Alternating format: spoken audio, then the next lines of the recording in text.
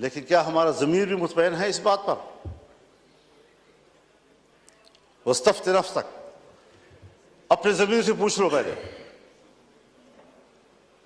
क्या वाकई हम मुतमईन हैं इन नताइज से? और जनाब अयाज़ साहब, क्या वाकई आप लाहौर के नताइज से मुतमईन हैं? अल्लाह आपको मुतमईन रखे जी, अल्लाह आपको मुतमईन रखे। लेकिन हर चंद के है नहीं है।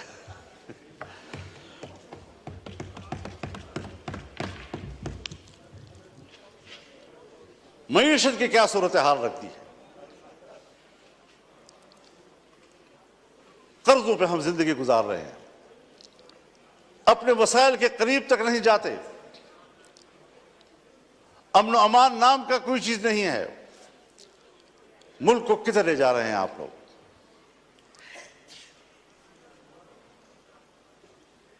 आप आए जरा, लाहौर से जरा सफर करें और आए जरा, मैं आपको दावत देना चाहूंगा डेरा इस्माइल खान में, टांक में, वजीरिस्तान में, लक्की मरवत में, बाजावड़ में। आप वहां आकर जरा देख तो लें कि हमारी वहां क्या हालत है।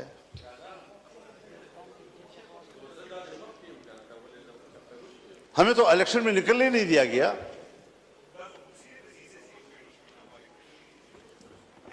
एक तरफ तालिबान की तरफ से ऐलान होता था कि हम इलेक्शन में कोई कार्रवाई नहीं करेंगे, दूसरी तरफ हमें धमकियां मिलती थी।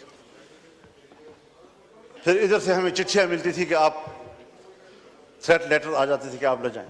पब्लिक से राब्ता ही नहीं करने दे रहे थे। और जो ही इलेक्शन गुजरा, सारे थ्रेट लेटर बंद, खत्म हो गए, खैर खैरियत हो गई। अब न वहां हमें कोई कत्ल करने वाला है, न कोई दहशतगर्द है, न कुछ है।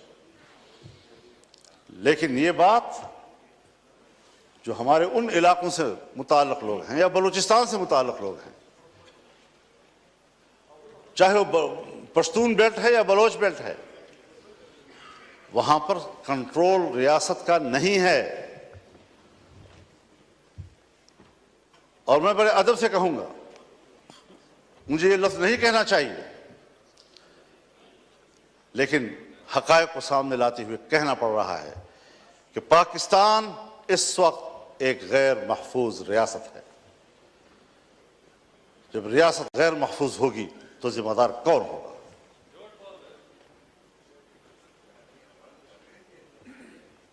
दहशतगर्दी के खिलाफ लड़ने की पॉलिसी बनाई जनरल मुशर्रफ साहब के दौर में। जो अमेरिका ने कहा वो हम पे मुसल्लत कर दिया गया,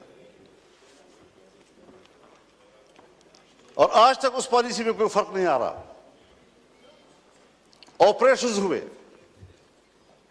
तालिबान का खात्मा कर दिया, दहशतगर्द खत्म हो गए।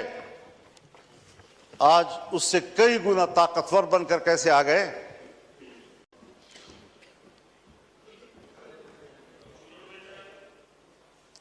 जरा मुझे भी दिखा दे बेटा। बिल्कुल ठीक है जी।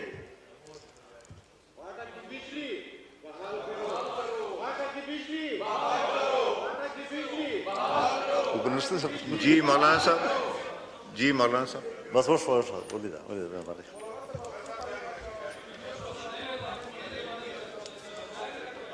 तो जनाब स्पीकर, आफरीदी साहब मैसेज आ गया, आपको पॉइंट ऑफ ऑर्डर में दूंगा, आप तशरीफ रखें।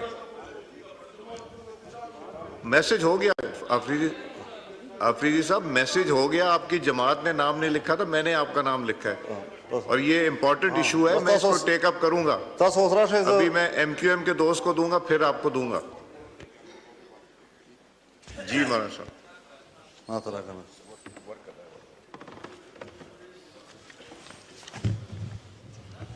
ये जो बात यहां की जा रही है जनाब स्पीकर, ये मेरे पॉइंट्स में लिखी हुई है, और आज भी मौलाना मिसबाहुद्दीन साहब मेरे पास तशरीफ लाए, उससे पहले वफूद आए, हमें मिलते रहते हैं। यकीन जानिए उनकी ज़िंदगी जानवरों से भी बदतर गुजर रही है। न ज़िंदगी महफूज है, न उनको रोज़गार मिल रहा है, बिजली भी नहीं है, कैसे वो जिंदगी गुजार रहे हैं आप अंदाजा नहीं लगा सकते उनका। मेरे भी मौका देना चाहिए। जी मौलाना मिसबाहुद्दीन साहब को फिर आप मौका देंगे जी। तो सूरत हाल आज ये है कि अमन अमान किधर है आपका जी। मगरिब के बाद आपके थाने बंद हो जाते हैं, मगरिब के बाद पुलिस चौकियां बंद हो जाती हैं, आपकी सारी पुलिस महफूज पनाहगाहों में चली जाती है और मुसल्लह ग्रुप जो है वो कंट्रोल ले लेते हैं पूरे इलाके का। क्या इस पर कभी गौर हुआ है? बस इलेक्शन है, बस अपनी मर्जी का ऐवान बनाना है, अपनी मर्जी की असेंबली बनानी है। किस लिए अपनी मर्जी की बनाते हो? वोट तो उलमाए किराम फरमाते हैं शहादत है, कोई कहते हैं अमानत है, कोई कहते हैं बैत है। तो यहां तो ना शहादत है, ना अमानत है, ना बैत है। बैत मेरे नाम पर करते हैं, बक्सा खुलता है तो किसी और के नाम पर बैत निकलाती है। अमानत आपके हवाले करते हैं, बक्सा खुलता है तो उसमें अमानत नाम की कोई चीज, तो खयानत ही खयानत होता है। शहादत में सदाकत होती है, जब बक्सा खुलता है तो सदाकत का नाम निशान नहीं होता, शहादत मरी पड़ी होती है। इस सारी सूरत हाल में हमें जरा बताए कहां हम खड़े हैं। बाजवा साहब फरमाया करते थे कि हमने बाढ़ लगा दिया है और अब कोई अफगानिस्तान न जा सकेगा न आ सकेगा। वो बाढ़ किधर है? उस बाढ़ पर जो अरबों रुपए खर्च हुए वो किधर हैं? कोई पूछ सकता है उनसे? और 30-40 हजार नौजवान यहां से कैसे गए उधर? 20 साल वहां लड़े, बाढ़ भी लग गया था, फिर वो उससे बढ़कर ताकतवर बनकर कैसे वापस आए? अफगानिस्तान से आप जरूर गिला करें कि हमने जिनको पकड़ा है, जिनको मारा है, उसमें अफगानी नेशनल भी हैं। बिल्कुल गिला करें आप उनसे कि उनकी सरजमीन से कैसे लोग इधर आए। उनसे कोताही हुई कि उन्होंने अपने सरहद पर उनको कंट्रोल नहीं किया, लेकिन आप भी तो सरहद पर बैठे हैं, आप क्यों नहीं रोक सके उनको? कैसे मुझ तक रसाई की और मुझ पर हमला कर दिया? कैसे आए और बाजौड़ में मैंने 80 लोगों की लाशें उठाई एक ही जलसे में? ये तल्ख वाकयात कोई हमें समझाए तो सही, क्या सियासत हो रही है? मेरे ख्याल में उसूल एक ही है, वही उसूल जो अमेरिका ने अपनाया है कि इस्लामी दुनिया में और कमजोर दुनिया में दहशतगर्दी और अस्करियत पैदा करो, और जहां पर कोई ऐसी अस्करियत पैदा होगी वहां पर अमेरिका को अपनी फौजें ले जाने का जवाब हासिल होगा। दहशतगर्दी उसकी जरूरत है। इस्लामी दुनिया पर अपनी गिरफ्त मजबूत करना, इस्लामी दुनिया में फौजें उतारना। आज तमाम अरब ममालिक के अंदर अमेरिकी फौजें मौजूद हैं, कहीं पर 5000, कहीं पर 3000, कहीं पर 2000, कहीं पर 1000, कहीं पर 500। कोई भी मुल्क ऐसा नहीं है अरब दुनिया का कि जिसके अंदर उनके फौज मौजूद ना हो, जिनके समंदर में उनके बेड़े मौजूद ना हो। पूरी इस्लामी दुनिया को कंट्रोल कर रहा है। क्या मतलब? मैं तो अमन के लिए जा रहा हूं, इंसानी हुकूक के लिए जा रहा हूं। कौन से इंसानी हुकूक? वो इंसानी हुकूक जो ग्वांटानामो में हमें नजर आए, जहां तुमने मुसलमानों को बरहना करके बंद कोठरियों में फेंका, जिनके बर्फ के तोदों के ऊपर उनको लिटाकर उनके ऊपर बैठकर सिगरेट पीते रहे। आज भी बगराम और शबरगान के उकूबत खाने उनके खून से लथपथ हैं। गवाहियां दे रहे हैं कि यहां क्या मजालिम किए उन्होंने। उनके सामने कुरान करीम को की तजलील की गई। कोई है जो इस पहलू पर भी बात कर सके? बस ये दहशतगर्द, ये दहशतगर्द, ये दहशतगर्द, और उसके मुकाबले में उससे बढ़कर दहशतगर्दी हो रही है और कोई उनको रोकने वाला नहीं है, ना उसको कोई बात करने वाला है। इराक में क्या किया गया? अबू गरैब जेल में क्या जिंदा इंसानों पर नंगा करके उन पर कुत्ते नहीं छोड़े गए और कुत्तों से उनके जिस्म को नहीं नोचा गया? ये हैं उनके इंसानी हुकूक।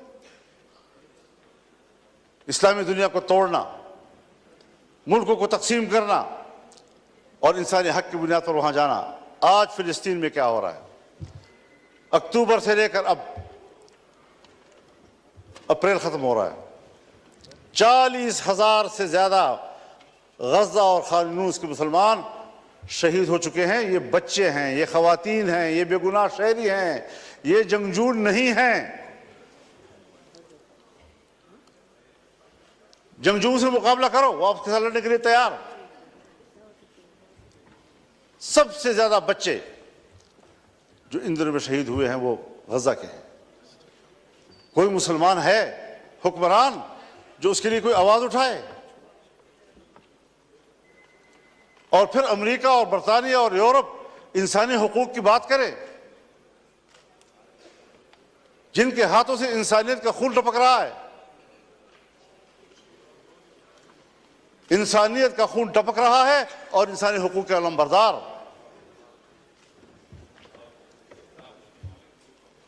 मैं किसके हाथ में अपना लहू तलाश करूं?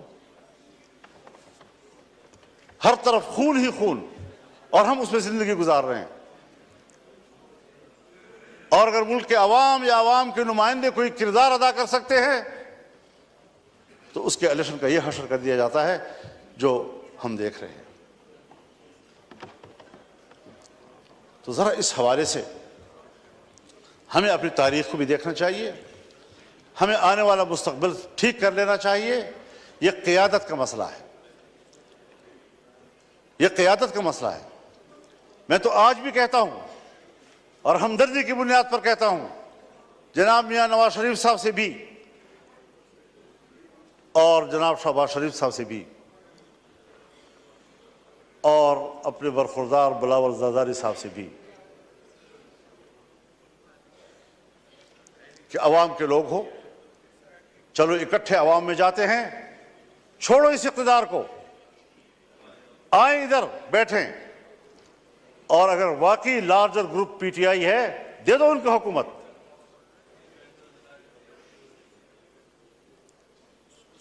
लेकिन शायद मेरी बात जरा अहमुकों वाली से लग रही होगी आप लोगों को कि क्या कह रहा है, कहां से बोल रहा है। आज भी वक्त है समझने की, लेकिन हम समझने के लिए तैयार नहीं है, हम नौकरी करने के लिए तैयार हैं। तो फिर जाहिर है कि हमने भी अज़म कर रखा है कि इस गुलामी के खिलाफ जंग लड़ेंगे, मैदान अमल में आकर जंग लड़ेंगे, पब्लिक में जाकर लड़ेंगे, आईन और कानून के दायरे में लड़ेंगे और मुल्क को इस गुलामी से निजात दिलाएंगे कि या तो हमारे ऊपर आलमी कुव्वतें हुकूमत कर रही हैं या फिर हमारी एस्टेब्लिशमेंट हमारे ऊपर हुकूमतें कर रही है। ये निज़ाम हमें कबूल नहीं है और हमारी पोजीशन इस हवाले से बिल्कुल वाज़ेह है। इसलिए हमारा पैगाम हर सतह पर चला जाना चाहिए। हमने जाना है इंशाअल्लाह 2 मई को कराची में मिलियन मार्च होगा इंशाअल्लाह अज़ीज़, 9 मई को पेशावर में इंशाअल्लाह मिलियन मार्च होगा। और अगर किसी ने रोकने की कोशिश की तो वो सिवाय इसके कि अपने लिए मुसीबत को दावत देगा और कोई नतीजा उसका नहीं निकलेगा। वो आवाम के इस सैलाब का रास्ता नहीं रोक सकेंगे और इंशाअल्लाह अज़ीज़ ये जद्दोजहद जारी रहेगी। और उम्मीद रखनी चाहिए कि इसमें आप भी हमारे साथ हों।